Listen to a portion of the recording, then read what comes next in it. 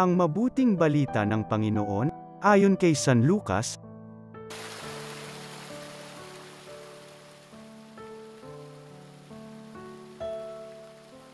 Isang araw ng pamamahinga, si Jesus ay inanyayahang kumain sa bahay ng isang pinuno ng mga Pariso, at binabantayan nilang mabuti ang kanyang mga kilos.